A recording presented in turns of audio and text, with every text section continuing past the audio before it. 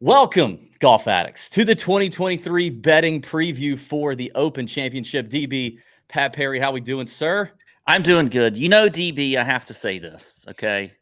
Yeah, I am grumpy about something. you're grumpy. Mhm. Great, Yeah. grumpy Pat. Actually, I'm not really that grumpy. In this moment, I became grumpy, like right at this moment, Okay, because I realized as we keep doing these earlier and earlier shows, yeah, I can't have podcast I juice know, in it. It's upsetting to me. It's I know, really upsetting. It feels a little abnormal, I know. and we're making too much of a habit of no podcast juice on the show. I know summer and like we're trying to get stuff out early for these Yeah. majors. Yeah, yes. I mean, I'm drinking water. It definitely sucks not having podcast juice because we're live at 11 a.m. on Monday. Wanted to Yeah. wait and do the betting show as we tend to have this this kind of massive adjustment for the Open Championship betting odds on Monday morning, which we got. And so I'm glad we waited. We didn't record Sunday. We did record the DFS show Sunday. So if you want to watch the DFS show or listen to that, you can go ahead and check that out. Pat got his inner thigh waxed live on the show to pay off his final bet. You are now not indebted to me anymore from the betting wheel. It's like you can't have it all, Pat. You can't be so damn handsome, be up over 70 units on Mhm. your outright betting card for the PGA Tour season, and be kicking my ass in the wheel bets. Okay, you can't have everything, but I Yeah. at least have the wheel bet. I can't have the trifecta, I guess. Should I go ahead and get the wheel? Because I feel like where is the wheel? Shit, I Yeah, don't we know. might need the wheel like at the ready for this show. Okay, I might have to find the wheel here in a second. I got everything cleaned up and straightened up here in the Mhm. studios, and I don't know where the wheel went. So I got to look for that. I'll find that in a moment. Pat, God dang it. We talked about this a little bit, but I had a thought yesterday, and I just kept thinking about Rory snatching the 80-1 Bobby McIntyre outright hit from my clutches. I mean, week after week, I have the leader. I have someone or at least one person who has a real shot of winning a golf tournament for me. Just tiptoeing around the Yeah, leaderboard. yeah. Yeah. Bobby Mack doing what he did in Scotland, crying as he walks off the eight. I couldn't stop thinking about it yesterday. And I'm like, God. And then it occurred to me right before we went live. It's like, let me paint a picture for you. If you went to a small school, let's say you went to a smaller high school, Mhm. right? There's really there's not that many super hot girls. You know, you might have one or two. Let's call it four in this scenario. Maybe one or two, four, whatever. And like there's the alpha, there's the studs in the high school, there's like the one stud, the jock or whatever. Yeah. And then there's like maybe you were or other people listening, you were kind of just the pudgy average, but kind of funny and talented at the same time, Bobby McIntyre in this scenario. Hmm. And you're kind of resorted to going after the kind of mid-level honeys in high school, right? There's a couple of those. And it's like, it's like the hottest girl in school has broken up with her boyfriend, right? And it's over. And you don't have a shot. So you go after the top of the line mid. You know what I mean? You go Yeah. after she's maybe not super hot, but she might have a couple of things you like, but Mhm. she's really sweet, Is she Good. like a 6, 7? I'd say like a 7. I'd say like Okay. a Okay. strong 6 to a 7. All right. And you got your sights set, right? And you've been flirting a little bit, you've been doing some things, laying the foundation. And then the hot girl breaks up with her boyfriend, and you're thinking, cool, like I can't get her anyway, but maybe the hot girl will do something, maybe the stud in the school will go after her. And then next thing you know, the stud right out from under your damn nose takes the girl who's like a 7.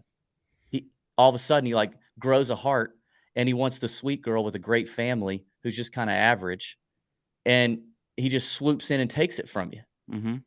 And now you're screwed because you don't have a chance with the hot girl, because you know what she's going to do if the stud in the school is interested in the mid-level girl, she's just going to go get a dude from the huge public school down the road. Yeah. And so now you're screwed. Like Rory taking the freaking Scottish Open from Bobby Mack and ignoring, the hot girl implications of the Open Championship Mhm. this week, I think is what's going to happen. Yeah. You settled for the mid. You should have just let Bobby have it. He cried. He Poor fucking Bobby. cried. He's Poor a Bobby. Scottish son. And you have to hit this like, magical Disney world of a 5-iron or 2-iron into 18 to 10 feet and then make the putt after getting iced. And Tom Kim And he kicked her. smirked. I think he smirked a little bit, DB, because he's thinking about the fact that he's stealing one. And then he had the gall to apologize to Bobby Mack, to walk up to him as his tears are drying and be like, "Hey man, I'm sorry that my DNA is just way better than yours. And if you want something, you're going to have to go somewhere else to get it." Yeah. You know what? Actually, after next week, I'll go back home. I'm gonna switch schools. I'm gonna go to a big public school across the country, and you can stay over here and do whatever you want to do over here. Yeah. But the mid-7, I just took her. She's coming with me. Maybe you'll win the You Himmerland won't. Open. Yeah, but maybe you'll win the Himmerland. God, I just could not stop thinking about it yesterday. By the way, this is Down the Board, presented to you by our friends at Leaderboard. That was your down the board? Yeah, that's my dad. That's Okay. all of our down to board because I know that was the thing, but I could not stop thinking about it. And Leaderboard is doing great stuff. If you haven't joined it, join it. Join our group on Leaderboard. It's free to download. The app for the iOS store is already up and running. The link is in the description of the show. If you want it on Android, I'm telling you, it's on the way. It got sent into Google. They kicked it back with a couple things that just have to be fixed and cleaned up, and then it will be rocking, raring, ready to go for you Android folks out there. And hot news in the Discord, in the Nut Hut, the Leaderboard app, they've now built a Discord bot, Patrick. We know about these Discord bots that do for us in the Discord. And Leaderboard has a Discord bot that's about to start happening, going down in the Nut Hut. And so like rounds from our TJ group will automatically get posted in this channel. And we can all make fun of each other and look at stats and see who played where and pictures from the round, all this good stuff. The Leaderboard bot is going to be awesome. So check it out. It's free to download. Links in the description. But that is Down the Board. I just couldn't stop yesterday, man. The disappointment and the heartbreak of that for not only Bobby, but me just really ticks me off. And Rory. It had to be Rory, too. It couldn't be Fleetwood, who we would have been fine with. Yeah. Or Hatton. I mean, oh well. Rory's probably going to win this week. Just telling you. Yeah, but I mean, is he? Is he? I said last week. How many times have we said it before a major for the last 9 years? I'm out. I'm not playing on principle. I'm not doing the Rory thing. I'll play Scott. I'll take Scotty. I'll bet Rom. Yeah. But on principle, I'm not doing it. I'm not doing it. F him.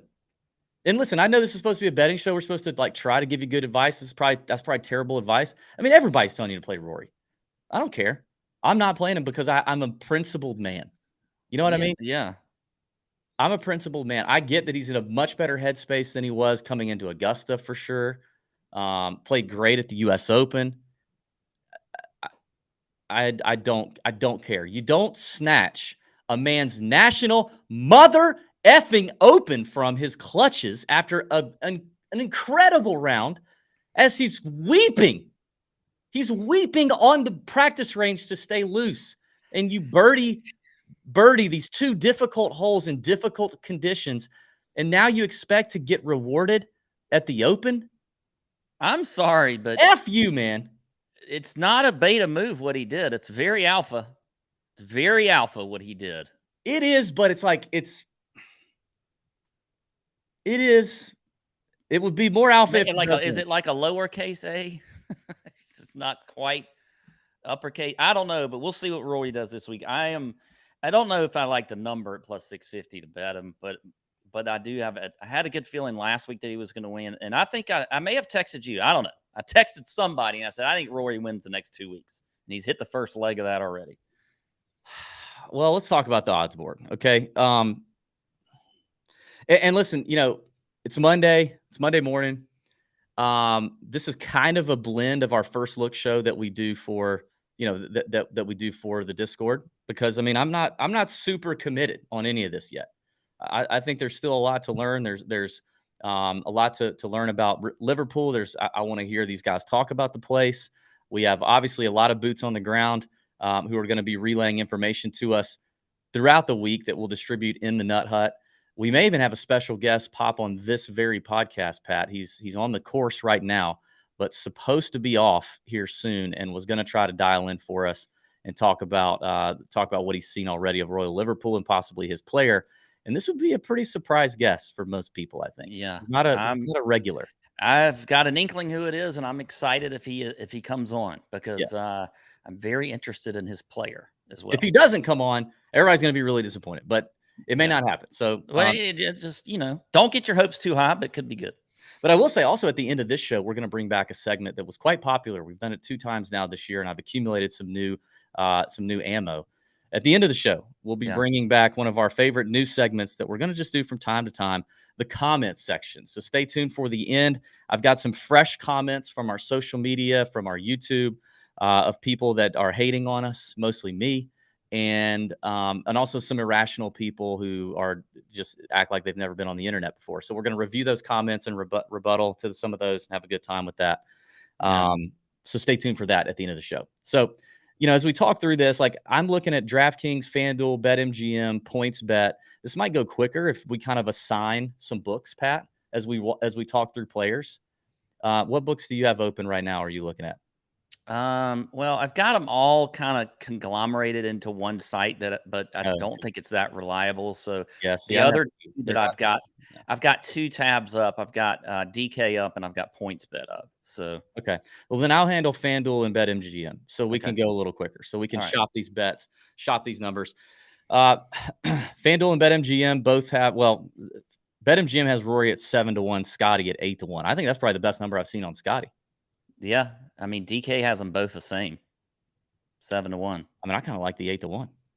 Yeah, I do too. Obviously. Okay. I think Joe Idoni put this out on Twitter today. What if something's wrong with Rahm? He's played in 4 events since May. That's fewer than any other top player, and is that just weird, or do you think Rahm just? I mean, I know it was a tough beginning of the season with all the elevated events, and he won the Masters and all that stuff. I don't know. I don't know if anything's necessarily wrong. I mean, the run he had at the beginning of this year was pretty incredible. Yeah. Leading up through the Masters. Yeah. Excuse me. It's the morning time, DB. The voice hasn't activated enough. But, you can't. It's hard to keep a pace like that in golf. We know this. It's just especially if you're kind of a husky fella. Yeah. He just needed, these things happen. He got it back together at the U.S. Open. Like he had a very sort of average U.S. Open, but he ended up finishing okay for it, for the way he started in it. And I think he's just gotten off to some poor starts in the last couple majors. But I mean, that number for him at 12-1, that's the best. Well, actually, DraftKings has 13-1. That is tempting. That's very tempting. Yeah. Okay. We'll get to that in a second. Yeah, I mean, I would much rather do Scheffler or Rahm in terms of the top. Cam Smith was a name that I kind of had circled, a couple of weeks ago. But I think the more I learn about Royal Liverpool, and we're not doing a full course breakdown on the show. We kind of talked about a little bit of a course breakdown on the DFS show, and you can get that almost anywhere. But the more I learn about Royal Liverpool, kind of the less interested I am in Cam. Also, I was waiting for the weather. And, we haven't gotten into the weather here, but it does look like, and that's something we need to talk about here too, because Monday mornings in our First Look show, we usually talk about, okay, is the weather looking like there could be some sort of wave advantage, and should we hold off or should we fire? Because we know that we typically get the best value on a Monday. And so if we want to end with strong closing line value on these outrights, it's good to fire on a lot of them on Monday if weather's not an issue. And as we look at it now, and obviously it's England. It's over there. It's coastal, right? Mm-hmm. It can change a lot like Scotland. It can change quickly, but it definitely looks pretty nothing for the 4 tournament days, right? Like, I think we're going to get some rain here today, tomorrow. We can talk to our guest maybe about how soft he felt like the golf course was already playing, but a little bit of rain today, a little bit of rain tomorrow is projected. And then just clear 60 degrees with a little bit of wind for pretty much the entire week. So we may be able to, let's go ahead and rock and roll on some of these guys. Don't you think? Yeah, I think absolutely. I think you're right with the weather. I mean, I think it's still. I was listening to some radio earlier this morning. Still soft there, so it hasn't. It's not getting any. It's not drying up that much. I think you go ahead and fire. I think this is. I'm not. We it can change on a dime over there, but it just doesn't look like we're going to see that this week. So I Mhm. would rather go ahead and get a few numbers in now. But still probably not a bad idea to save some units back for some live firing potentially. Hmm. Um, so okay. All right, so the first 3, it's kinda like Scheffler and Rahm. I mean, if I would probably the value on Rahm at 13 is very interesting. What's I can't off the top of my head, I can't think about his open record. I guess third in 2021 at Royal St. George's, which I think is a better comp course than last year at the Open Championship would have been. 11th the year before that. I can't remember where that was. That was when Lowry won? Royal Portrush. Yeah, that was Portrush. Um, yeah, I mean, I think it's Scheffler. I mean, if you think Rory's gonna win again, why are you just not betting Rory at 7-1? Yeah, I I mean, I don't know. I mean, yeah. I also just don't like doing that. It's just, Yeah, but if you're just convinced I mean, if you just, I I think said I'm Rory's more gonna interested win. in DFS than I am to bet him at 7-1. Well, he'll be more popular in DFS than I don't Scheffler. care. I'm going over. I'm overexposing. I'm Well, then why are you exposing not myself. betting him? I don't understand that. Why would you not bet him at 7-1? It's I one nuggy I more don't I than don't I don't Scheffler. know. It doesn't excite me. My unit size isn't big enough for it to excite me, DB. Your Okay. units should be huge. Like, what are you talking about? You're up 70 I want something to units. save some other units. Save them. That is the point where then you can start to talk about expanding your unit size No, I'm more. being disciplined with the unit. Yeah, if I'm you're up being like 20 disciplined with the units, unit. You that's can't one go thing. spraying your unit all over the I'm place. not saying to spray out. Yeah, I mean, I'm saying enlarge the unit. Pump it I up a may little do bit. that. I don't know. You may talk me into doing it. Shit, I mean, if you're that convinced, I would do it. I don't think that number's changing all that much for the No, for it's the not. rest of us to I go don't on. no, I don't think it is either. The next name that starts to pop for me is Brooks. Yes, The absolutely. best number I see is he's 20-1 on both mine. What do you have? I have 22-1. Where? He is. Wait, where is he now? Hang on, I could be wrong there. No, 20. You only have 2 books to look at. What are we doing? Well, I was looking at the other book that had things conglomerated, and they have some 22-1 numbers, but they're not on books that we would look at. So I'll say 20-1. Yeah, so that's the best number. I think this is exactly kinda how this sets up for Brooks. Rory comes in, everybody's all lathered up and, Rory and, loving the vibe and then Scheffler doing his thing, and I think isn't it crazy to think that this could be another major that Brooks comes in kinda quietly in a year where he's won a damn major and almost won 2? It's amazing to me that he's at that number at 20-1. I feel like he should be where Cam Smith is at Yeah. 16-1. I mean, and again, I think it's the word big game hunter with Brooks Koepka, or the Mhm, phrase, it just kind of bothers me a little bit because that's all we ever hear. But that's technically what he is. I mean, he gets in mhm. these majors and he just turns up the game. We've seen it mostly all year. I don't think didn't he say he didn't like LACC all that much anyway? Yeah, Like, I feel like there were bad vibes there for him. yeah. It's not going to be that way this week. No. It's not. So I'm a big fan of BK, and I think if your book has it at 20-1, go ahead and hop on that. And I mean, when you think about as you look into Royal Liverpool, especially with no wind concerns, the ability to drive it long and straight, which is obviously plays everywhere, but he'll be able to carry some of these fairway bunkers that are moved out a little bit if he wants to with the driver. I just that is a for us to be getting Brooks at that number in a year where he's won, and a year where, like I said, I think he actually is going to come in feeling like nobody's talking about him because everybody's going to be talking about Rory based on what he just did and Scheffler based on the amazing tee to green season that he's putting together. And another thing about Scheffler is like Wouldn't it be crazy to think about Scheffler having the season that he's having tee to green and yet not winning a major? I agree. That would be. I'm just shocked already that we haven't seen him win one, and he's been close, obviously, but or win one this year. Because all you're hearing about is this run of ball striking that he's on and how ridiculous it is, and it's Tiger-esque. But Yeah. see, when Tiger was doing it, he was winning majors. Yeah. So it's not happened with Scheffler, but I mean, it easily could this week, especially with how long and straight he hits the golf ball too. And that's what you're going to have on this course. You really cannot spray it all that much, which is what would worry me about like a Cam Smith. There's a lot of trouble off this tee, off the fairways here. If you get even a little bit squirrely, there's some out of bounds. The rough is thick, the gorse, all that kind of stuff they got over there. Like Yeah. you've got to be hitting some fairways. Brooks is another one that for me is weather. It just doesn't. It's weather. He's weatherproof. It doesn't matter. It doesn't matter if he's one that I would trust if something evolved in the next 48 hours and there did appear to be some sort of wave, slight edge or whatever, and he was on the opposite end of it, I would still feel okay about it. Like we've seen him do it. He cut his teeth playing over here. He was over here, doing his thing before anybody knew who he was. And so I trust him in the weather. I trust him if I have a bad weather situation. Yeah, I'm with you there. I tell you what, DB, and I did not expect to really bring up this guy.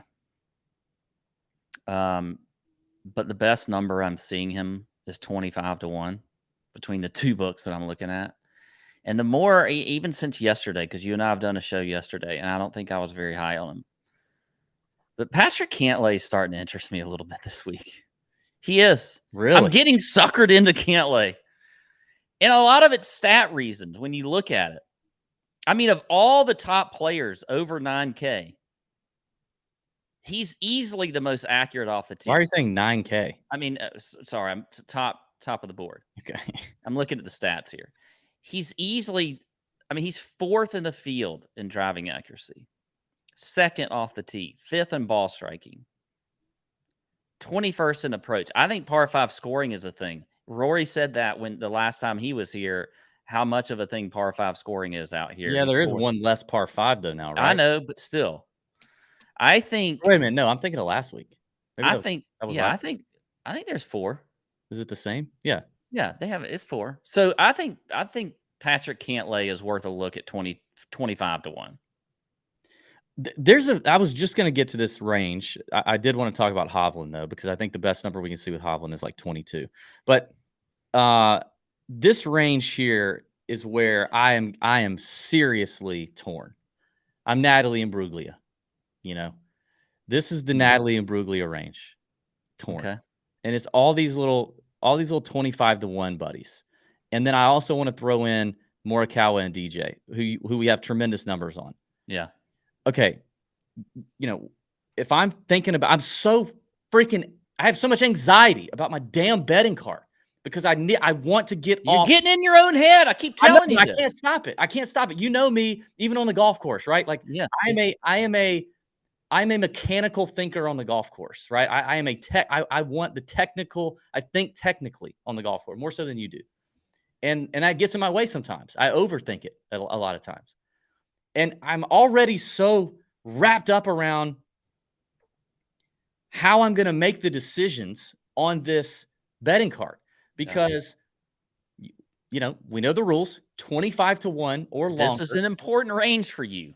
It really is. And historically, when I do this, because I restrict myself to 25-1 or longer and 5 units.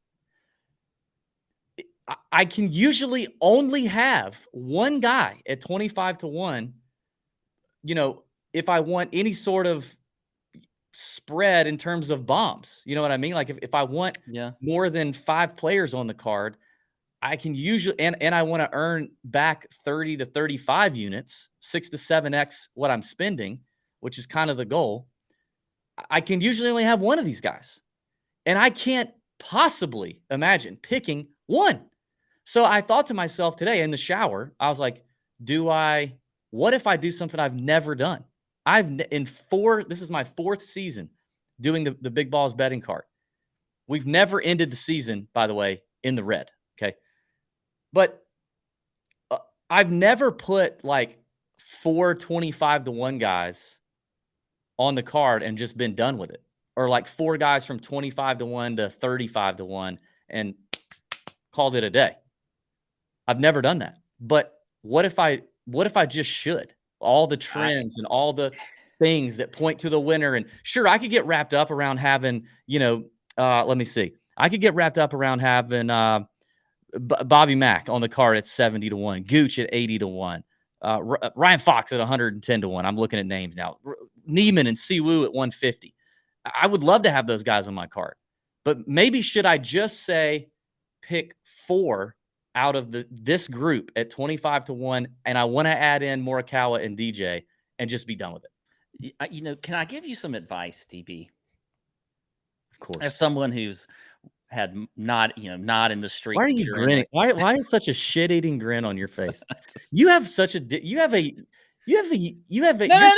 I'm just your giving you shit-eating grin is one of the most noticeable and yet it's like it's like what's an animal you see every now and then? Not a unicorn because you see it more than it's like a fox. Like you don't really like a Wolverine. You don't ever see a Wolverine, do you? Okay, I think I would be more. I think I would probably be a better odds to see a damn unicorn than I've never seen a Wolverine in person. Me either. But they're out there. I mean, have you heard of they're not extinct, are they? Can somebody check to see if Wolverine? Anyway, it is the most. It just comes out every now and then, but when it comes sometimes out, I feel it is the most obvious thing. It is the most the thought that I'm about to give you is it's just some advice. You don't always ask for my advice. I didn't ask for it here. I actually didn't. You asked me if I would like. I think you reduce the number of players on your card. I'm usually around 6 because I like even numbers. I think you reduce that number to like 5 or 6, and you put more quantity on the card than or more quality than quantity.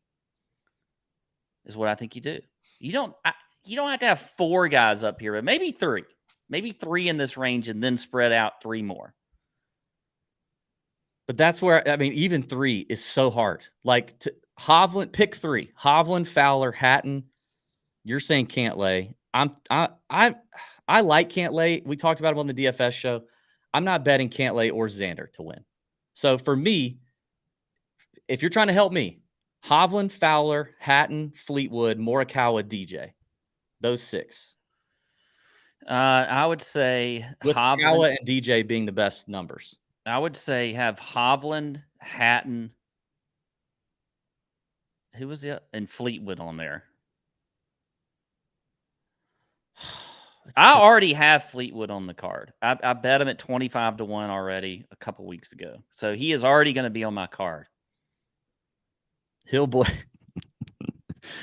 in the chat said, I'm in DB's boat. Only my outrights are extinct. But Pat, you're leaving out Ricky. Like this has got to be the best chance that Ricky will possibly. I mean, this could be the best chance he will have for the rest of his career entering a major, because the run he's on probably won't last, right? I mean, guys go through ebbs and flows. He's in his 30s. He's not Scotty Scheffler. He's married with a kid now. He's not Scotty Scheffler, right? It's unlikely that we get Ricky. We might get a good Ricky, but it's unlikely that we ever get the way that he's playing right now at a major that he could win. It's unlikely that we ever get one better than this. Even by the time we run back around to the Masters, which I think that's another one he would have a great shot at winning. But that's months from now, and he may not be the same Ricky. He may not ever get back to this level of play again. And he wants one major, right? I mean, technically, can you get him on the card? I don't know if he's. But that's what I'm saying. Instead of he's 25-1. Is that what you're saying? You don't know? Yeah, that's what I was saying. Because 25 on FanDuel.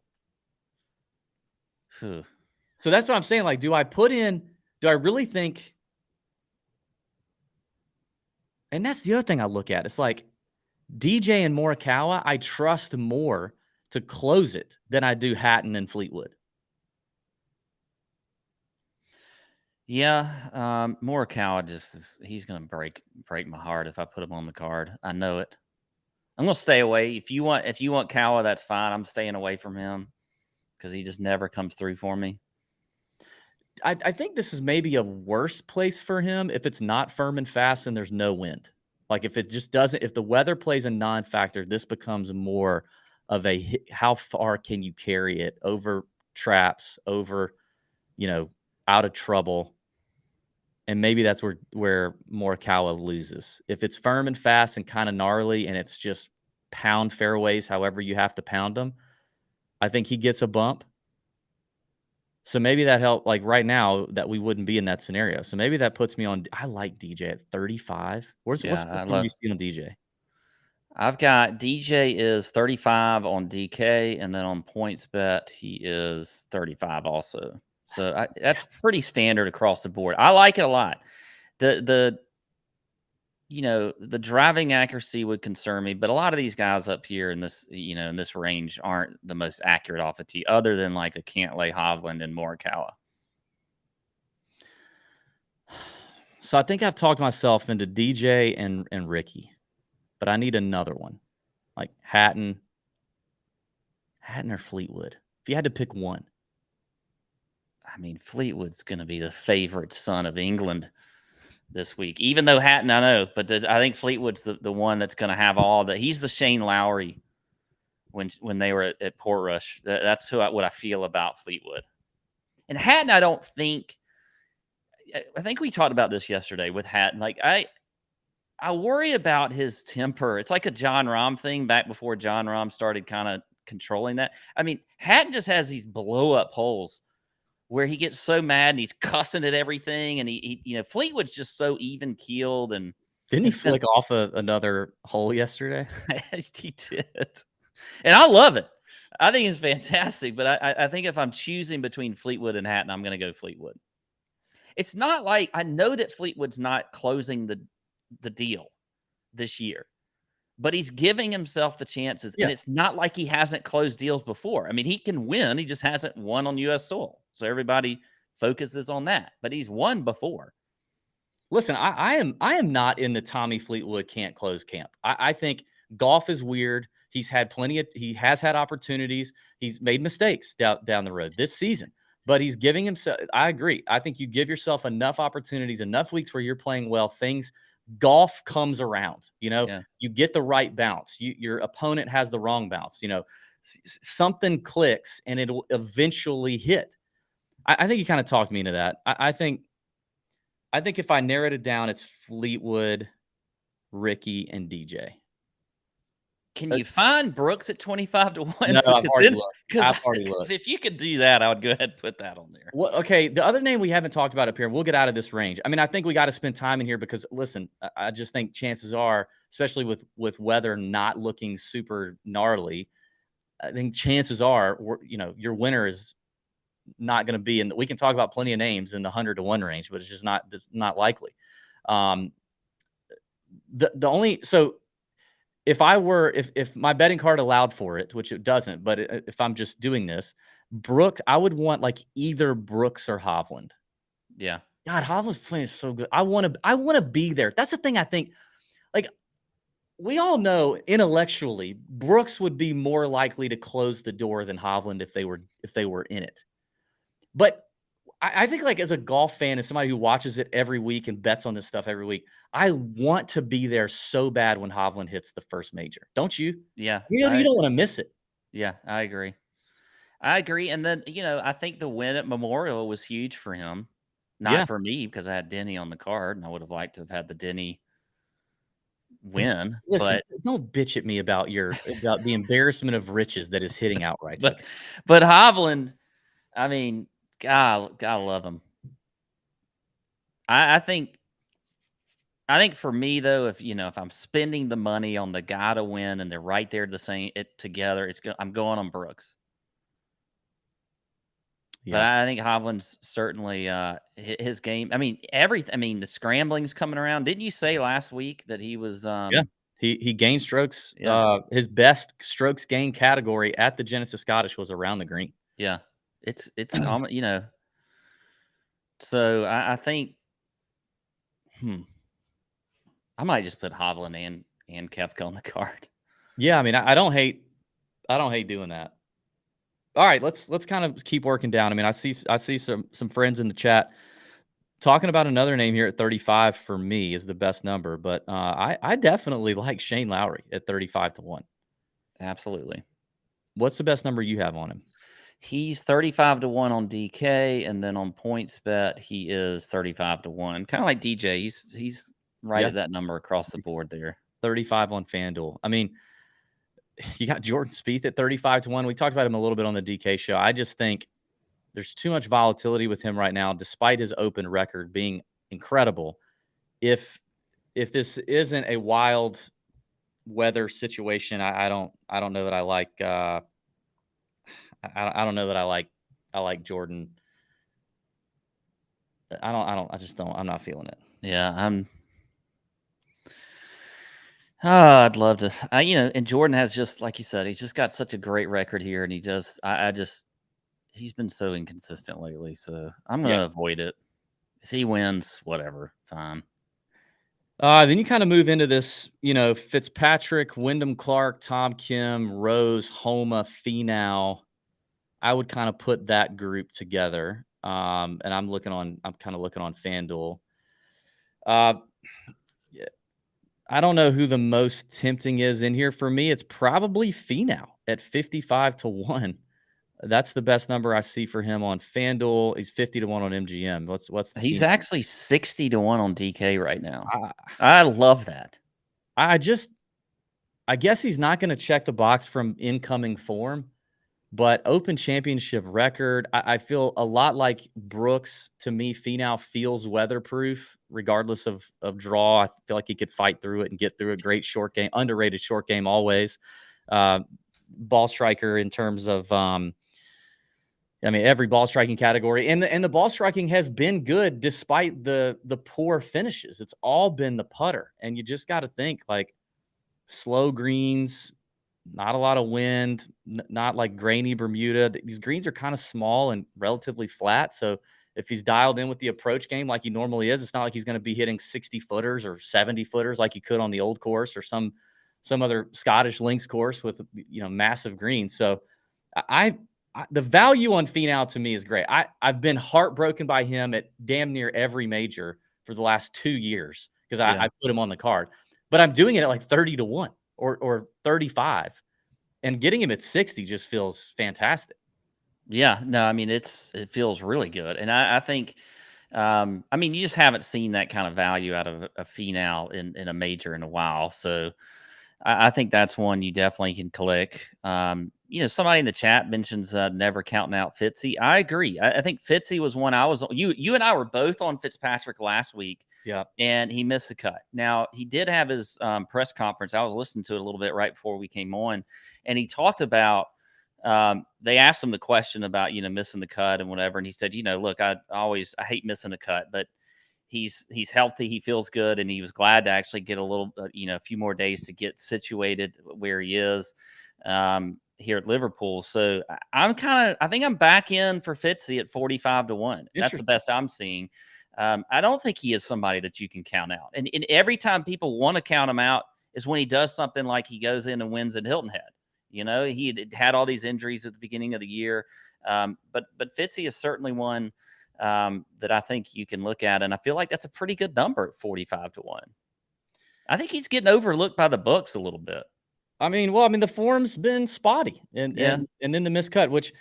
We said this on the DFS show, but I think this is pertinent. You bring up a good point. The following list of names missed the cut at the Genesis Scottish last year, but all finished in the top 15, I believe, in the Open Championship. Cam Young, Victor Hovland, Brian Harmon, Lucas Herbert, Siwoo, and Molinari all missed the cut at the Genesis Scottish and all came around and finished 15th at the Open. So it can definitely happen. And sometimes those extra 2 days can be a gift for these guys. Yeah.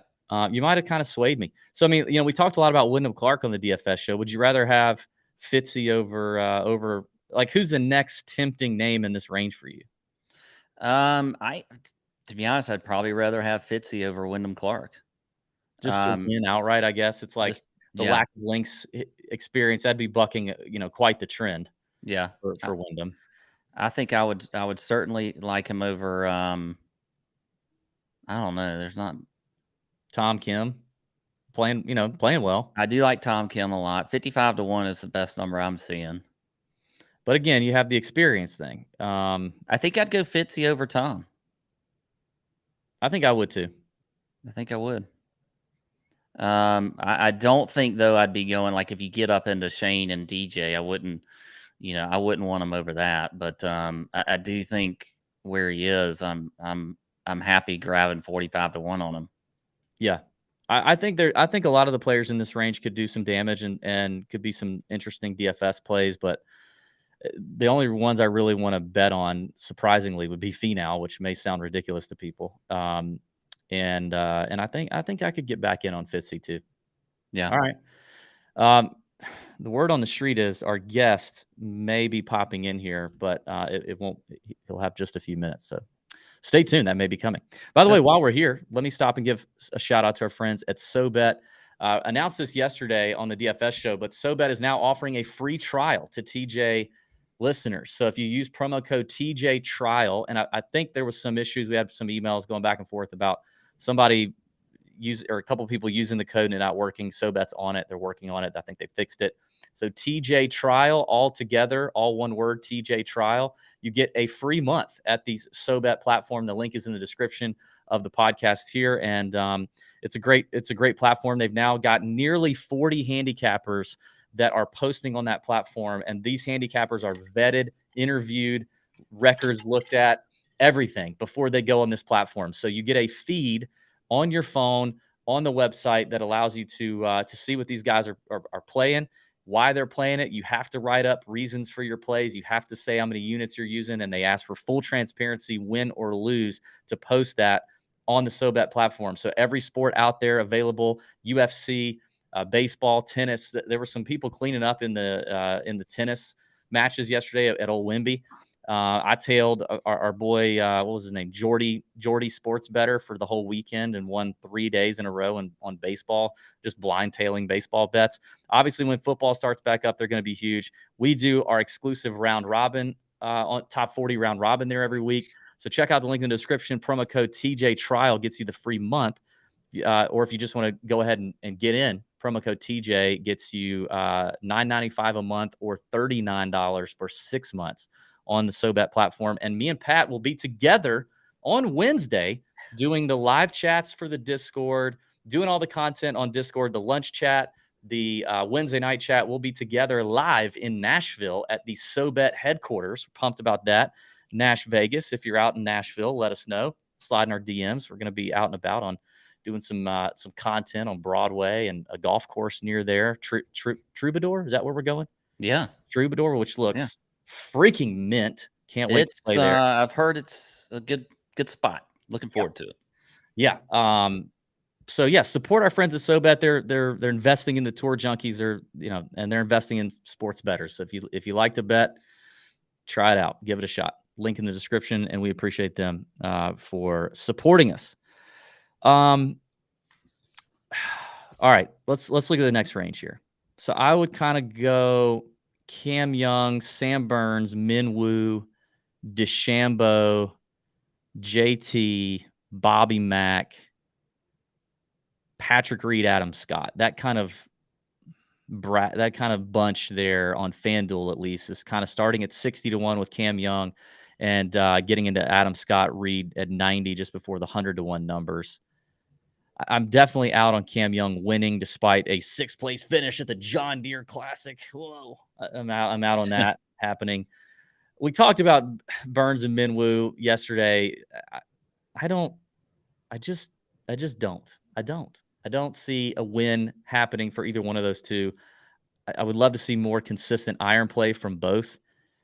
I could see, especially with no wind, I could see DeChambeau being interesting. The best number I find for him is 70. What do you have on him? I'm seeing 65 on DK, 70 on PointsBet. So definitely interesting. I agree there. Okay, so agreement with JT. I mean, Bobby Mack, I just love Bobby Mack so much. And I'm going to go back just in principle. 70-1 on FanDuel is the best number. He was he was like 125-1 Saturday night. And so obviously he's been hammered down, but I mean, 125-1 was too long for Bobby Mack with his Open record, his links record, Ryder Cup implications potentially for Bobby Mack. I still like 70. Yeah, I don't mind it. I agree. I mean, obviously playing extremely well. I thought how he played on Sunday too was very important for him leading up to this week. So I agree there. You kind of skipped over a couple that, unless you're seeing their odds much longer, I was a little surprised. Yeah, we may be getting into that. What do you got? Well, one being Taylor Gooch, who I'm I said seeing. his name. He's 80. I don't think you said it. Oh, I thought I did. Well, the other one's Patrick Reed. Well, funny you should mention it. Funny you should mention it. We have for us special guest for a few minutes. He's been very gracious with his time. Just got off the golf course, or maybe still on it, wrapping up his lunch from Royal Liverpool. Patrick Reed's brother-in-law, our friend Kessler Karain. What's up, dude? Welcome. What's going on? How are you, man? Appreciate it. Good. Can you hear me It's fine? beautiful out there. Yeah, Can you hear me sound okay? good. All right, perfect. Just making sure. It's been good. Like, honestly, the weather forecast this week has been pretty nasty, but today we lucked out. So hopefully, it continues to be that way because, I'm about to go play golf in about 30 minutes. So, Nice. or Where you maybe playing? actually about an hour from now. It's just a place called Whirl, or like WIRRAL, with another caddy buddy of mine, Denny McCarthy's caddy, Derek. Yeah. So Nice. Derek, he's gonna probably take all my. I don't think I'm betting him. That's for sure. You've already He's too decided good. you're not even throwing out the money yet. You've already Unless he decided. wants to give me like a shot on every par four, then maybe I'll take it. Well, So, how much of the golf course have you seen, and give us some just overall I thoughts on mean, it? We'll let you run so here. I was here back in 2014, but I couldn't tell you. I barely remembered anything. But one thing I did remember was it was a lot firmer back then, a little dusty out here. Whereas this year, it's super lush and green. Hmm. And so it just feels like a lot longer of a golf course. I mean, we've had a lot of 5 irons and a lot of holes where I just don't remember that. So not getting a ton of run in the fairways. Mhm. So instead of hitting a lot of 2 irons or 3 irons, a lot more drivers and 3 woods than you would think. So, Can and can you speak to the out of bounds stuff? Because I've seen 6 holes with out of bounds, but I'm yes, curious if that's actually 6 holes where these guys are in real threat of being out of bounds. I'd say like 3 is a Uh-huh. big one, and it's definitely the weirdest because it comes so far out into the fairway, and you're just not going to see a lot of guys just picking up driver and bombing it over it. I mean, we did it today just to see, and we didn't clear it by a whole lot. And it's just not worth it. We had a buck 44 to the middle of the green with the driver, but that hole on the card, I think it says like 424 on paper. It doesn't look like much, but what it does is it forces you to hit like a 4 or 3 iron out to the left.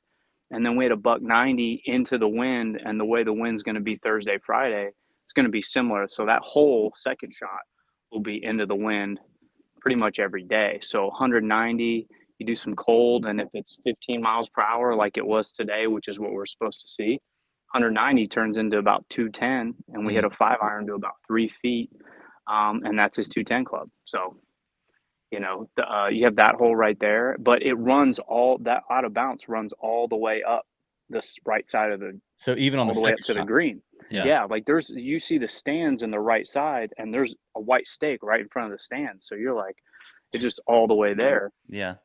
Like hole, was it 8? It's not really an issue. It's there, but like it has to be pumping super hard into the wind, and they have to play the tee back for most of that on the left side to be in play. Um, and then I don't think other than those two, and then what 18? Is it 18? Which hole is it? There's one where it's out there. But and as far as the course goes, I mean the back nine's just pretty tough, and we're Yeah. gonna go check it out tomorrow as well. Yeah. But I've been here for about 3 days now, seeing the front nine twice, seeing the back nine once this year, and feeling pretty good about it. Talk about the just the greens a little bit. From what I've kind of heard and read, the complexes aren't that super slopey like you can see sometimes on links golf courses. Relatively flat. Is that kind of what you're seeing? And are they rolling pretty good, pretty true? For sure. Once you're kind of on the green, they're rolling true. There's not a whole lot to them, not a ton of slopage, but if you're just off, that's where it gets really tricky. Guys putting off the sides of the green, that's definitely something we've been practicing a lot because even with Patrick's hands, some of the chipping you just can't chip it. So if you're just off, you're going to see some really funky putts from just off the greens. But once you're on, it's nothing too crazy. Not a ton of movement. So Yeah. Back to like off the tee stuff. Do you find that like the bunker placements and all that stuff is it, given the conditions, is it going to be something where these guys are going to be able to send it over those, or are you still going to be sweating that out? Are you just like for instance, like number, what is it, four, like there's some on the right and you can send it over them and it's a short hole. So I would think that's like kind of an aggressive hole, but it also just doesn't seem like it's going to pay off to just send it over the right ones and try and get closer to that green. Because if you hit like a 4-iron or even a 3-iron down there or whatever, you're gonna have 115 to the middle of the green there. oh yeah. So you just not the play. And like one hole to watch is 14 because the wind should be left to right, and there's these two bunkers placed perfectly.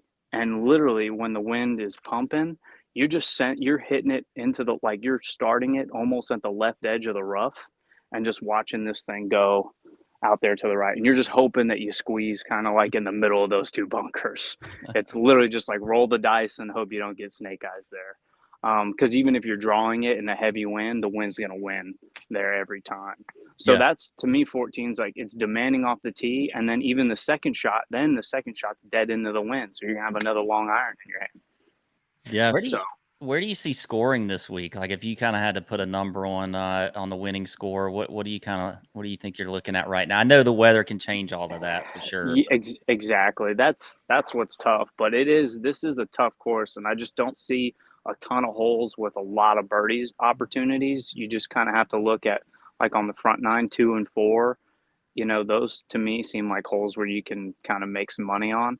But on it, once you get to that back nine, it just seems like you gotta basically make your money on the front and kind of hold on the back and take advantage of any chance you get. I would say, you know, high single digits I could see if the weather is tamed. Yeah. Mhm. If the wind and the water and the rain start picking up, then who knows? Yeah. What in terms of like irons and approaches into the par fours and what you're doing on the par fives, is it kind of middle of the bag, long irons, or is it a lot of long irons, or what do you I think?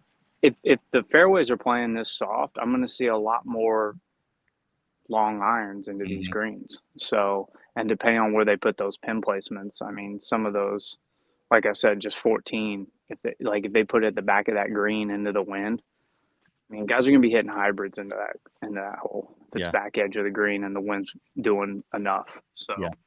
uh, yeah, but to me, it's a great course. It's solid, and it's definitely a good test and fair all around. Yeah. The greens are kind of small, right? Like they're Yeah, like, honestly, you don't have to worry about putting, like, 80-foot yeah, or 80-foot lag putts. yeah, Mostly you wanna practice it, like, kinda just short of the green, 10 feet off maybe at most, and just kinda get it up there. Then you might have an 80-footer if it's at the back edge, but for the most part, if you put it in the middle of the green here every time, you're gonna have a pretty good looking putt. I meant to ask you. I wanted to ask you this before we let you out of here. The fairways, what I've seen is like you have this very little amount of intermediate rough, and then it's straight into the longer stuff. Is that? Mhm. But then I saw like some other flyovers and stuff. It doesn't look that terrible. Like, how did you That guys? the fescue isn't terrible, it's not too bad, and I don't know if it's because it was just so hot, Mhm. for like a month before we got here. They said for a couple weeks, it was just, that maybe it didn't get as much, so it's not as lush. Yep. It looks a lot worse than when you're actually in it. It's pretty playable out of it. And you might catch a weird little spot here and there of some thick grass, but for the most part, if you hit it in that stuff, most of it's not too bad. Well, you guys are coming off the runner-up in Live London. I would imagine Yeah. game's feeling pretty good this week, huh? Yeah, we're he's been in the right place. He's been in right around there every weekend, week out for the most part this whole season, except for a few weeks there. So hoping that we keep staying in the mix and snag one of these, and hopefully that's this week. Yeah, man. Absolutely. Well, Kessler, we appreciate the time, man. Appreciate you coming on. We'll let you go get your dick kicked in on the golf course by Denny's caddy. That's definitely a possibility. If you need any swing tips, man, just message us. You know what though? We do have to like carry the bag and play around here. So maybe if I was like, hey, let's like pick up the pace and run in between shots, then maybe I play it into my neck of the woods where the cardio becomes a factor. Yeah. So I like it. Cool. Do what you got to do, man. All right, boys. Well, hey, thanks for having me on as always, and glad we can make it happen. Of course, man. Thanks for appreciate you. I'll have a good week. Later. Kessler Corain, everybody. Good dude. Always been nice to us. I tell you what I heard, DB. Yeah, what'd you hear? I heard a little more bombing going on here. Yeah. That's exactly what I heard. I mean, I heard it's time to get Cindy. Yeah. I mean, I had kind of really started looking more at the accuracy thing, but I don't know. It sounds like even if you're off the fairway a little bit, you get into that stuff. It may look bad, but if you have a decent lie. Well, I think like there was a hole on the back nine of the Scottish yesterday, what day is it? I don't know. Yesterday, that Fleetwood kind of showed something like he hit a driver and he didn't have to hit driver. I think it was Fleetwood. It was somebody, and he was almost too close. So then when he was hitting the wedge in, he couldn't really control it. And then somebody either in his group or right after him laid back and just had a little more control with the spin and hit it tighter. Yeah. And I do think that's something to think about with bomb and gouge. It doesn't always necessarily mean like just rip driver everywhere, because if these guys can't control distances as well at 60 yards, but they can hit a gap wedge 140, like that's an advantage. But I also heard a lot of mid and long irons. Yeah, which you put in, that's going to add in a little bit to my models of at least some proximity with longer irons. Which goes back to a lot of longer hitters because they're hitting shorter clubs into these things. Now, looking at guys who hit long irons very well, but don't have the highest swing speeds, like I would imagine. I mean, I don't know. I don't have it in front of me, but as good as Brian Harmon's been playing lately, he might be one. But yeah, I mean, Corey Connors, not super long. Yep, he was one kind of in this range. Yeah, I mean, I definitely sounded like, It also I like Reed this week too. I've already bet him, and he was a little bit longer a few weeks ago. I think at 100 to 1. But I'm still seeing him, even on points bet, he's at 90 to 1. I feel like he's 90 on FanDuel. Yeah, it's a good number. I think I might prefer Gooch with that distance pop being there. He's at 80. What's the best number you have on Gooch? I've got DK has him at 70 to 1, and then PointsBet has him at 80 to 1. So MGM has Gooch and Reed at 66. FanDuel has Gooch at 80 and Reed at 90.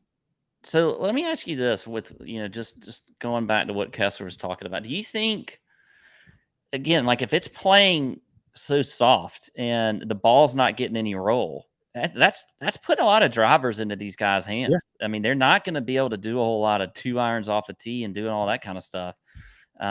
Another reason to look at some of the longer distance guys for sure, because, I mean, like you said, anytime you got a shorter club into the green, it's a better chance to score.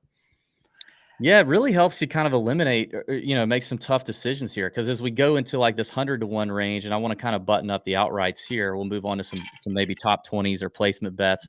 And then we'll have the comment section at the end, so stay tuned. But as we're looking at these 100 to 1 guys, it kind of helps me eliminate guys like Sung Jae. As good as Brian Harmon's played and as good as he played the Open, like F that's not happening. Same thing with Denny and Henley. Like, it helps me eliminate those guys. Like, Ryan Fox is interesting. The best number I see on him is 110 to 1 on FanDuel. Neiman at 150. I love Neiman.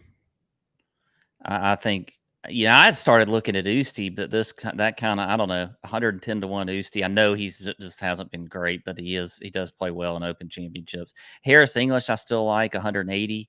Sep, I like at 180. English and Sep are 220 on FanDuel. Goodness. FanDuel's giving you some juicy long shots. Like Neiman's 150 on FanDuel. How long have you had FanDuel up? Right before we started the show. Let me refresh. And the only reason I'm asking is because on this other site I'm looking at, they don't even have FanDuel numbers up. They're still. I just refreshed. The numbers are all still here.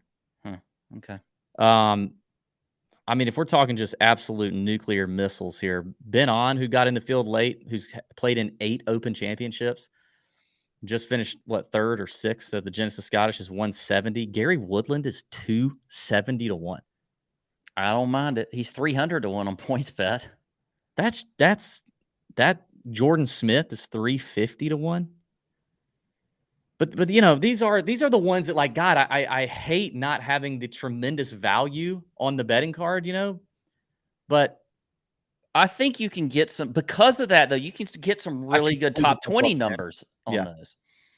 Yeah. Well, let's talk about some top 20s, maybe some other finish position bets, because FanDuel has a lot of them up. A lot of these sites already have them up.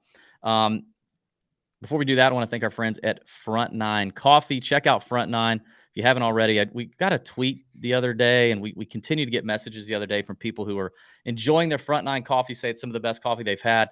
And you're supporting a great small business, good friends of ours here in Augusta, Georgia, that just loves coffee, loves golf, loves Tour Junkies listeners. So when you order it, then they roast it. So it's very fresh. It's not sitting in a warehouse somewhere ready to ship to your door. They're going to roast it. They're going to send it to you fresh to your door. Then a few days, anywhere in the U.S., you can order it ground. You can order whole bean. They have K-Cups now. And if you use promo code TJ10, all one word, TJ10, the number 10, you get 10% off your entire order. And you can use that code over and over again. So show some love for our friends at Front 9. And check it out, front9coffee.com, front9coffee.com. The link is in the description. Take you straight there. Top 20s. You want to do a top 20 6-pack here? Yeah, let's do it. 2 locks, 1 bomb. I'm going Brooks at plus 105. I mean, plus money on FanDuel. What are you having? Yeah, at minus 110. Usually FanDuel has the best numbers in terms of placement positions. It's usually not even close. So, and BetMGM doesn't even have top 20s up right now. They're so terrible. Brooks at plus 105. I was gonna go Hovland at plus 115 as well. But maybe, you know what, for the sake of the show and some value, I'm gonna go. My 2 locks are gonna be Brooks at 105, and I believe in Bobby Mack at plus 190. Bobby Mack's a bomber, by the way. If anybody doesn't know, he hits it far. Okay, those are my 2. I tell you what, I'm going to go with the Englishman. I'm going to go with Fleetwood at even money. I like that, and then I'm going to go with Hatton at plus 110. Those are going to be my 2. Well, Fleetwood's plus 110 on FanDuel, and Hatton is plus 115 on FanDuel, so you get a little bump there. Okay. Let's see, Tommy Ladd. All right, what about a bomb? 4 to 1 or longer. All right, I got a couple in here, but you know what? I'm gonna do. I kind of like this number as a top 42, but I'm going with a real bomb, DV. And I saw something with a 12th place finish, and on the stats with this guy, Lee Hodges, 12th place finish. Where? At the Scottish last week. Yes. And then if you look at the numbers for Lee, I mean, very accurate off the tee, 32nd in strokes gained off the tee. You know, he hits a lot of greens, good ball striker, plus 800 Lee Hodges. Wow. Yeah. I'm not going that. He's bomby. He finished 7 under last week, T12 at the Scottish Open. Damn. Okay. I am going to roll with. I'm gonna do Jordan Smith at 5 to 1. Okay. 5-1 on FanDuel. Yeah. Hodges, by the way, plus 230 is a top 40. I like that number too. Yeah, we'll do some top 40 stuff in the Discord as well as on SoBet exclusively. Anything else to cover here, or should we get to the comment section? Let's go to the comments. Let's see what the folks are saying. Ladies and gentlemen, welcome to the third installment of the comment section. And listen, if you hate us or me, comment nasty stuff. You could appear on the comment section next time. If you have feedback that's and you can frame it in a way that's maybe mean or even somewhat irrational, drop a comment. We'd love to have it, and we'll talk about it. So I got a couple today. This first page I'm going to give you is specific. All the comments are specifically in relation to a post I made about Paul Azinger after the U.S. Open coverage. We went in pretty hot and heavy on Azinger after the U.S. Open coverage. And while the overwhelming majority, we got hundreds of comments between TikTok and Instagram and Twitter on the Paul Azinger take. And the overwhelming majority completely agreed with the take that he was terrible. But there are some Paul Azinger stands out there. Yeah. That you wouldn't know, but they're out there. Kind of used to happen with Johnny Miller. Same thing. Yeah. So all these guys are responding to Paul Azinger. And here, let's take a look here. I'll start up here on TikTok at the top over on the left-hand side. This man says, "Just shut up. You obviously don't know shit about golf. Find another sport to criticize that you can't play." LOL face. My goodness. And I just don't understand people who I don't understand. If I was going to comment on, I actually kind of went in on a guy on Twitter yesterday for his irrational belief system that he had on something about, was it Rory? I don't remember, but I just went off on a guy, but it was clever. I did some research on his profile and found out some shit about him that I made fun of him with. I don't understand. If you're going to be critical, make it good. Yeah. But I'm literally criticizing an announcer. What does that have to do? If you know anything about me, that I play a sport like golf and that I suck, which he doesn't know. He doesn't know. What does that have to do with me criticizing Paul Azinger? Yeah, that's and then also you're telling me, hey, go find another sport to criticize that you can't play. Okay, I'll be a tennis scout, and I'll just make fun of tennis people because I can't play tennis. And so I responded to him. I actually put that in here. Oh, this was funny. I included this in the screenshot because my wife on TikTok. I thought that was her when I saw this. Funny. We talk about this all the time. She does not do well when people on TikTok or Instagram negatively comment on our videos. She doesn't handle it well. And I've talked to her about it. I'm like, babe, it's not a big deal. Who cares? They're randos on social media. The comments are good. It's good for the algorithm. You don't have to, but she takes it personal for us. So normally if you find somebody negatively commenting, shortly there underneath, you'll find her clapping back. And on this one, she says, just swipe up if you don't want to hear it. But I also commented to this guy and said, I literally make a living watching and handicapping golf. Is Zinger your dad? Are you okay? Anyway, that was that guy. And this guy just drive by says, this Eric Anderson 83. Shout out people born in 83. I'm there. Well, I'll turn Eric, happy 40th this week if you're listening. Happy 40th this year if you're listening. He says, and who do you suggest? Cool it, guy. Cool it. And I included this one because I love cool it guy. I'm probably going to take that. When I saw that, I was like, I need to use cool it guy. Yeah. It just feels kind of dumb and simple, but also intentional and just kind of like, you're just a guy. Just cool it guy. I feel like if you use that towards me, I'd be a little. I know. Yeah, like you were thinking of it, like if yeah, exactly. If Pat's a little out of control, and I start saying "cool it, guy," he's going to get even more mad. Yes, I can use this on Pat, and he will not like it because he just doesn't like "cool it, guy." The Yeah. sentence had 3 words in it. He likes even numbers, you know? Okay. I love the next one. Scott Yassishin, aka I feel like Scouty. that's a made up last name, but whatever. He literally. This is a video about Paul Azinger sucking. His only comment is 4 words. You don't understand business. What does that have to do with anything? Okay. You don't understand business, man. Oh, I'm like, did you mean to comment that on a different video? Did you get a Gary V video in your feed that you're commenting to? Why what?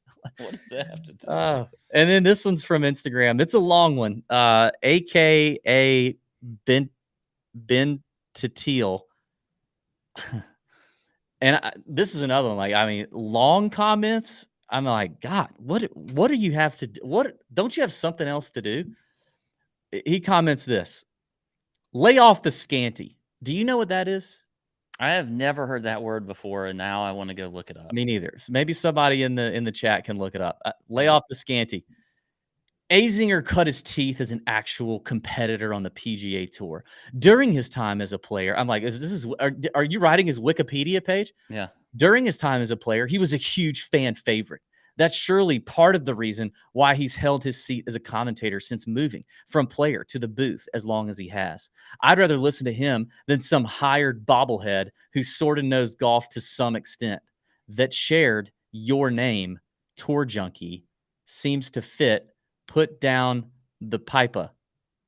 Now, I think this person is related to Paul Azinger. I don't think about the I don't think the just shut up guy is, but I do think this one is. There is nothing. There's nothing that, well, okay, there is, it's not nothing. The only thing that matters if you're in the booth, the only thing that matters if you were a once good player is what you know about the game. That's it.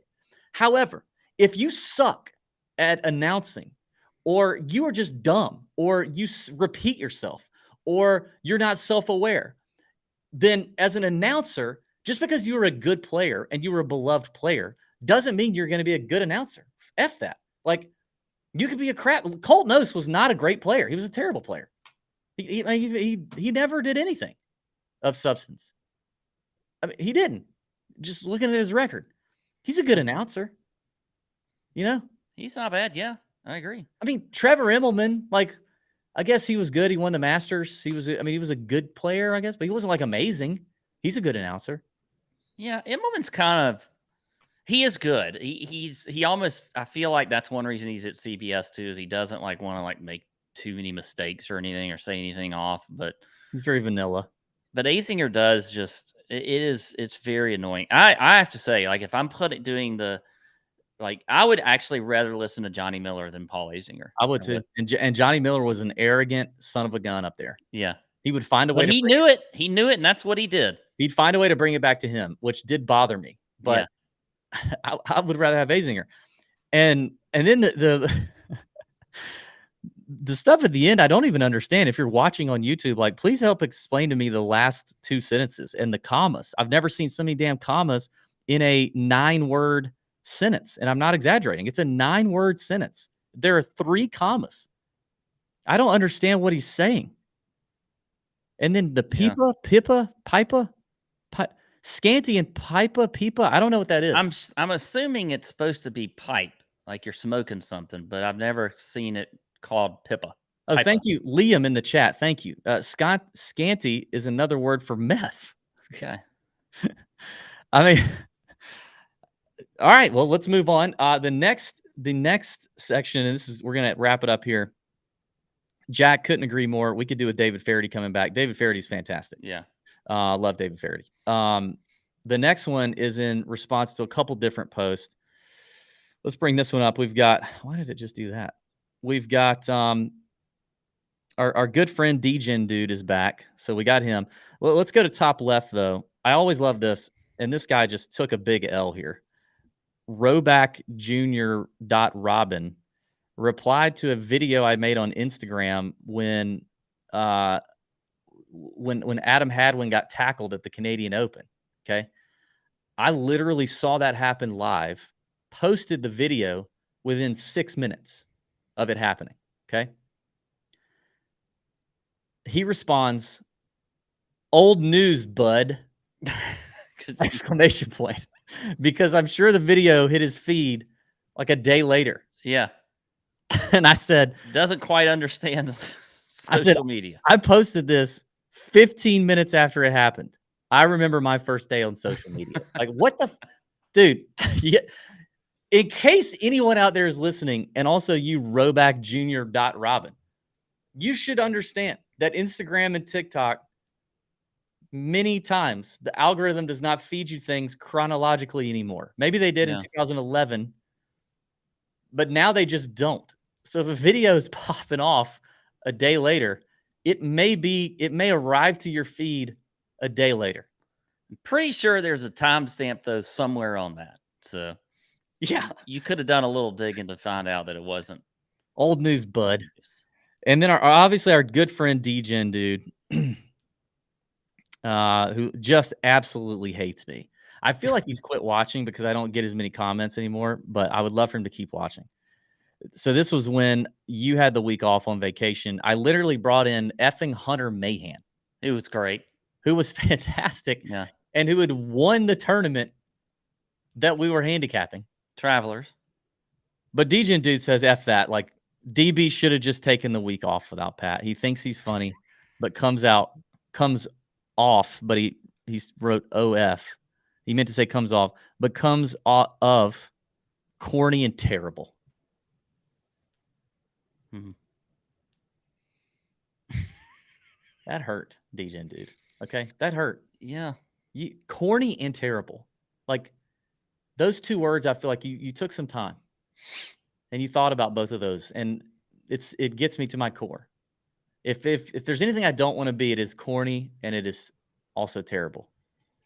And I hate that you feel that way. If I don't hit another bet, if I don't hit an outright the rest of 2023, including the start of the new season, I will get tattooed on my body, corny and terrible, somewhere on my body. For you, DGen dude. My goodness. That is a bold decision you're making here. I feel pretty good you're going to hit one, though. Yeah. Then his other comment says, DB with the worst haircut ever. Let's just shave one side of my head and think I'm in my 20s.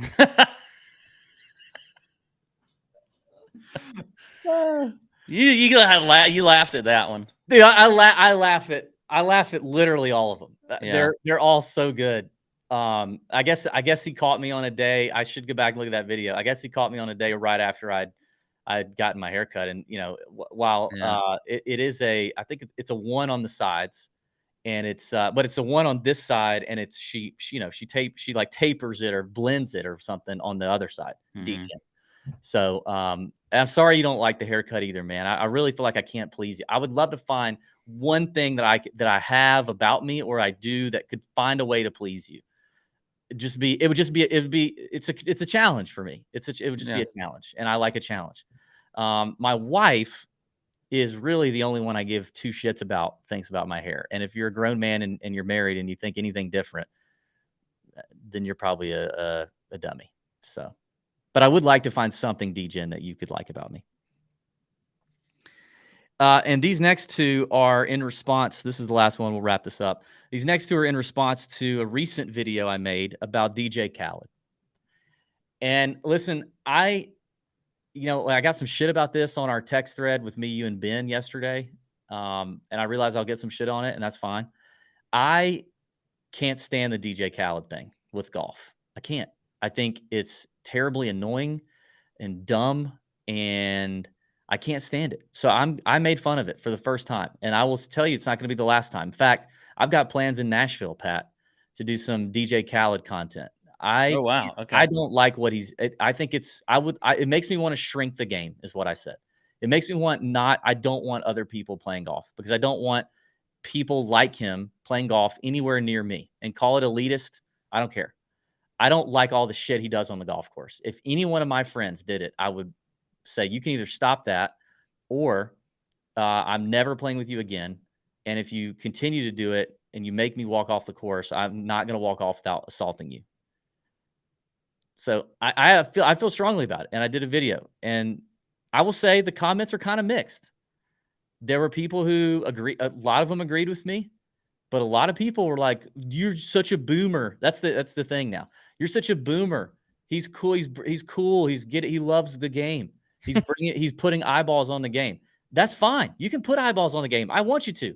You know, other hip hop people, and I feel now I really sound like a boomer because I just said other hip hop people. But other hip hop people certainly bring eyeballs to the game, but they don't do all the shit he does. And if you did that when I was playing with you, I would not like it. So anyway, Tom Elliott says, screw you, parentheses. He's very passionate. He's the best. He is the best, Pat, because you know what he says on all of his songs, right? That he's the best? We the best. You know, he always says that. Apparently, you know nothing about golf. Okay. Which, again, is a totally asinine statement. Because I don't like what DJ Khaled does on the golf course, I know nothing about golf. I just don't understand, like, when you go in on somebody, how you go in on somebody so irrationally. Go in with some logic, you know? Yep. Yeah, I agree. Okay. And then Exactly Right, spelled EXZACKTLY. So you know he's a good time. He's always right. Says, quote, "You're mad at somebody out of your tax bracket." Oh, he's throwing tax brackets out there. With 2 exclamation points. He don't give a shit what you think of him. He's golfing his ball. Stay in you lane, you lame. 2 exclamation points. Wow. So if you're in a different tax bracket or you can't. It's the new rule. You can't be taught bad about. Mm-hmm. Well, and I would imagine you have to be on equal tax brackets because, like, oh yeah, so you got even if I was above his tax bracket, God forbid I talk down. Yeah, I can't go down a level. But now he's telling Exactly Right is also telling me I can't go up a level. Yeah. How does he even know that? I mean, like, what if my family's like independently wealthy and we have a higher tax bracket than DJ Khaled? It's possible. It's possible. But again, also, he don't give a shit what you think of him. Right. Yes. Okay. Yeah. Yeah. See, I realize that. And that's, I would expect that, actually. I did not make the video thinking that DJ would evaluate his life choices based on my video. And then stay in you lane, you lame is a great way to sign off. It really is. Of a hatred comment. And that has been another episode of the comment section. Thank you to everyone watching. We got a great week with the Open. Sleepers video drops soon. Check out the article going up on the PGA Tour's website, Golf Bet. Check that out. We'll have the chat Wednesday for lunch for the Discord, the chat Wednesday night with me and Pat in the Discord. Both emails going out this week, Heavy Petting and the Chalk Bomb email. You can subscribe in the description below if you haven't already. Check out the DFS show. Thank you to Kessler Corain for popping in. Fantastic giving us some really stuff. good nuggies there, huh? Yeah, great stuff. And be on the lookout for what I decided to do on my betting card, because it could be one of the most unique looking cards I've ever put out in 4 seasons, and you just know who to fade at that point. Then, Pat, any final words? We good?